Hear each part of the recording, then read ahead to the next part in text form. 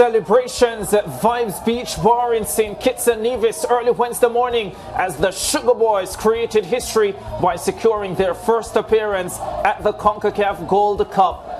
St. Kitts and Nevis confirming their place with a 4-2 penalty shootout win over French Guiana following a 1-0 full-time scoreline. Tiquani Williams gave St. Kitts and Nevis a 41st minute lead, but they were pegged back by Arnold Abelenti from the penalty spot in the 53rd minute, and that's how it stayed until the shootout. The Kittitians scoring all their penalties, while goalkeeper Jelani Archibald came up with a clutch save. It's a great effort by the Sugar Boys, who upset Curacao in the first round of the prelims. That match also going to penalties after a 1-0 draw. They will now face the United States of America, Jamaica and Trinidad and Tobago in Group A of the Gold Cup. Their opening match will be against Trinidad and Tobago, and that comes up on Sunday the 25th of June. Joining us to discuss this monumental moment and achievement for the island with a population of just under 50,000 is Atiba Harris, President of the St. Kitts and Nevis Football Association. Atiba, it is a pleasure to have you on the Sportsbank Zone. First of all, has it all sunk in yet? St. Kitts and Nevis going to the Gold Cup for the first time in history. It's a pleasure being here on the show. Yes, we're still a little bit tired, as you can see my face. I mean, haven't slept all evening, all day. So we're still celebrating out here, celebrating. People back home, I've seen a lot of emotions. Past presidents, past general secretaries, fans, past players and coaches, even our grandparents who are out in numbers stayed up in the wee hours of the morning celebrating. Yeah, talk to me about the work that it would have taken to get to this point from an association standpoint and from the standpoint of the team itself. Well, I think it stemmed back from 2021 when I decided to hang up my boots and contest the football election in our mantra in raising the standard of football in St. Kitts and Nevis. Going back, we always believed that we had the talent, we had what it takes to qualify for major tournaments. Given our size, we have immense talent, but we just weren't given the opportunity and believing in ourselves in going over that final hurdle. Going back to the days of Keith Kayamba Gums and current head coach Austin Deaker Huggins, they've come close a couple times, one match away versus Cuba in one instance, and I think a few times against this very same French Guiana, even during my time as a player. So we appointed technical director, Mr. Lenny Taylor, who was in charge of the overall developmental program, and together with Coach Austin Deaker Huggins and his staff on the senior men's side, decided to formulate a strategic technical plan in ensuring that we qualify for this tournament on our first go around as a team together. Yeah, and it's interesting that you speak about the fact that you've always felt you had the talent. I remember 2019 Olympic qualifying at the under 23 level. You would have topped a group that included Jamaica and I think the Dominican Republic. It was to advance in Olympic qualifying. Talk to me about the makeup of this squad and how many of those players from 2019 at the under 23 level would be involved now, or is it just a completely new squad that you've put together here? No, it's a mixture. If you look at our squad, it's a pretty young squad, mixture of homegrown players and some overseas-based players. So it's a good group. Some of I'll even mention our executive member, Javin Blanchett, who's actually here with the group. He's a young executive member who was a player who decided to retire early. He's also vital in keeping this group together. So the guys just needed to believe in themselves a little bit more, dig a little deeper, and now, bearing the fruits, qualifying for the first Gold Cup in St. Kitts and Nevis history. Yeah, Atiba, you spoke just now about Austin Deaker Huggins and Kayamba Gums, who were key players in the 1990s and beyond with yourself for St. Kitts and Nevis. talk to me about the kind of chemistry that you've been able to exude on this current crop of players, seeing that administratively and from the coaching level, you are in a group or a unit that goes so way back. Yourself and Huggins, would have been teammates, and there has to be some sort of chemistry between you two and how you're executing your job. It's about belief. Austin Deco Huggins was actually one of my mentors and somebody who I looked up to. We were both midfielders. He was someone who I emulated as a player growing up. So now to see a local-based coach and a local-based staff given the opportunity, a past player as a president, and now a past player who led the senior national team, men's team, to a historic Gold Cup qualification. It shows immense how far we've become as a nation. We always believe that we always had the talent, but just that the structure, we needed to put a structure in place, and it happened a lot sooner than we anticipated, but we believed that we were going to qualify for the Gold Cup at some point within these few years. So to get it on our first try, it's a blessing in disguise. Yeah, well, you've twice said now, Atiba, that you employed, when you took over in 2019 or 2021, a structure and approach to try to develop the football. So I want in the next couple of minutes to ask you specifically about that. But I want to agree with the point that you made earlier on about the talent that has always been in the St. Kitts and Nevis team. I recall back in 1997, you were beaten finalists in the Caribbean Cup. In 93, you were semi-finalists in the Caribbean Cup.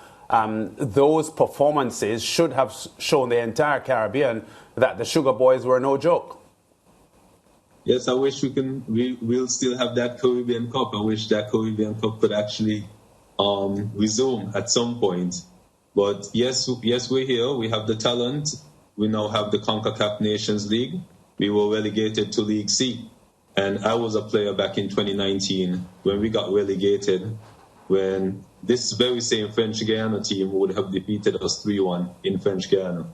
So to come back around, I remember speaking to the manager about this. This could be a blessing in disguise because there's no way to go but up from here on. And a few years later, we are now participating in the Gold Cup. Yeah, and Atiba, specifically now, you just said that the success has come a little bit earlier than you had anticipated because you had, in 2021, when you started as president, started to put things in place to develop and to coordinate and upgrade in St. Kitts and Nevis football. Can you say specifically some of the things that you approached strategically in getting this done? Yeah, first we started with formulating a technical development plan to see us through from 2023 all the way through 2026. And so this qualifying for the Gold Cup kind of fast-tracked it. So we currently have our U7 or U15 boys who participated in the U14 CFU tournament last year, who would participate in the U15 this year. They've been training ever since the tournament last year together as a group. So we see this group as a future senior men's national team who can go on and do great things for St. Kitts and Nevis. Also on the female side, we have the U14 girls and the U17 girls who are training as well, so that way we can develop both programs, both male and female at the same time. The TDS program, which is an initiative by FIFA, we are firmly in agreement with that and confident that this program would help bear fruits for our football in St. Kitts and Nevis. Yeah, at 38 years old, Atiba, a lot of players are still active internationally.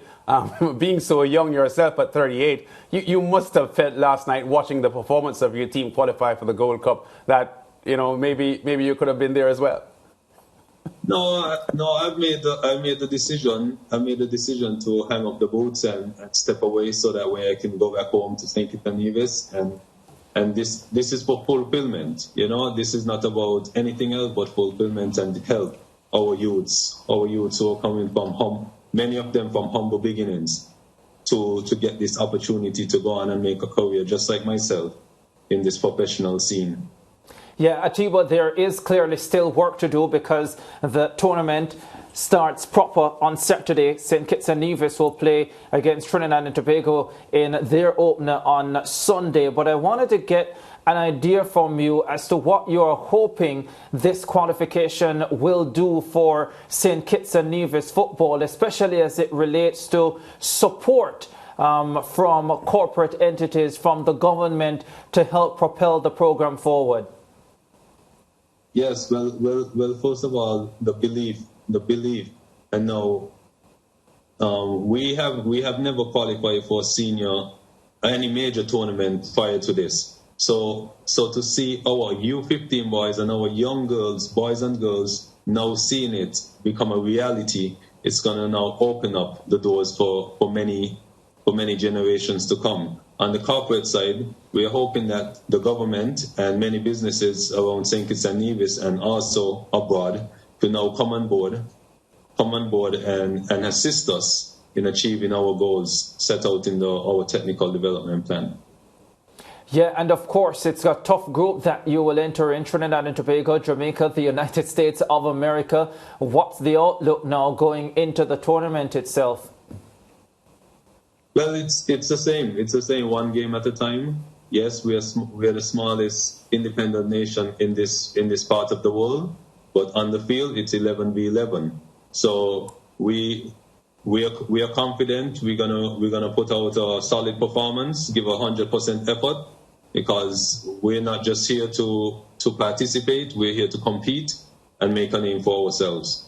Yeah, and also, I know you're on here as the president, but given your football background and knowledge, I just want to put this one to you as well, because I watched last night's game and I thought that St. Kitts and Nevis could have put that game away by 45 to 50 minutes because you had a few opportunities both in the first half and at the start of the second half before the equalizer came.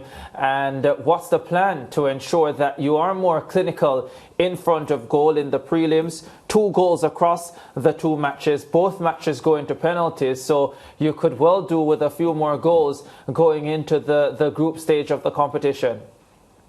I think you might be in for a surprise when the competition actually starts. So I'm confident it's football. So in football, yes, some days you're going to have off days, and other days you might see the same players who might not have finished those chances score a hat-trick in the next game. I'll make that a warning to Trinidad and Tobago for your opener. I just want to get a quick comment before we go. Just how proud you are of this unit and what they have achieved. The players, the coaching staff, the administration of St. Kitts and Nevis football.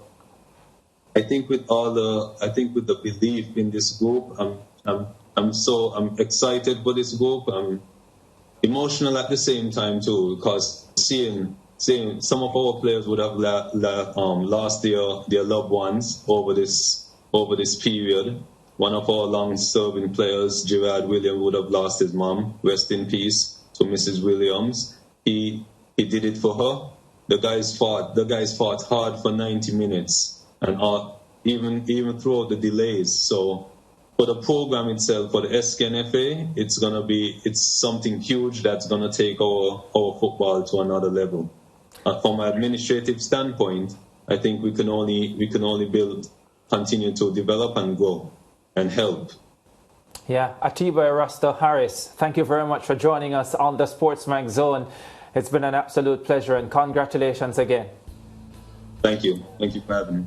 Yeah, Sir Lance, what an achievement, what a glorious achievement for St. Kitts and Nevis, and for a young president, as you pointed out, just 38 years old, taking over, less than 2 years ago, yes, and leading his country to a first major qualification is amazing. Yeah, but as I said when we were talking to him, Ricardo, There were many times when I started in this job, even in the 1980s, the mid-1980s, where I saw some St. Kitts and Nevis teams that weren't bad. They were pretty solid teams, but I didn't think they had the self-belief and the confidence to get the kind of results that their talent probably suggested that they could.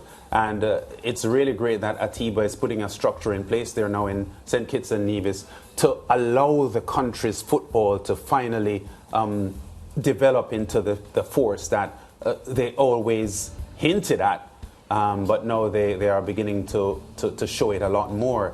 Atiba has been a wonderful player himself, both internationally. He's a 10-year veteran of the MLS, had played for the Chivas USA, Real Salt Lake, FC Dallas. He played for Vancouver Whitecaps as well and the Colorado team. So he has had a pretty solid international or professional career as a player.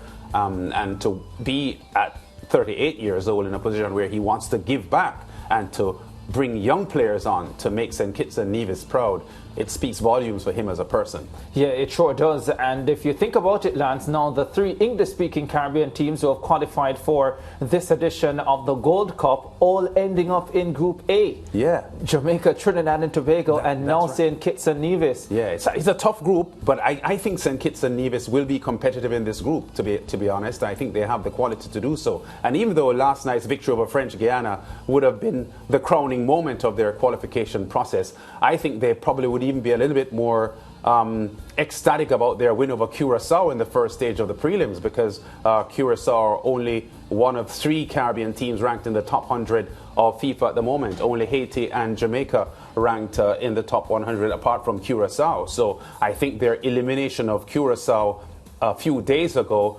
should have been an eye-opener that this St. Kitts and Nevis team could be here to do some damage, and we wish them all the best in the group stage. Yeah, Haiti will play in Group B of the Gold Cup, of course. Martinique came through the prelims. They will be in Group C, and Guadeloupe, they will be in Group D, having come through the prelims as well. We take a break on the Sports Bank Zone. We'll be back with more. Stay with us.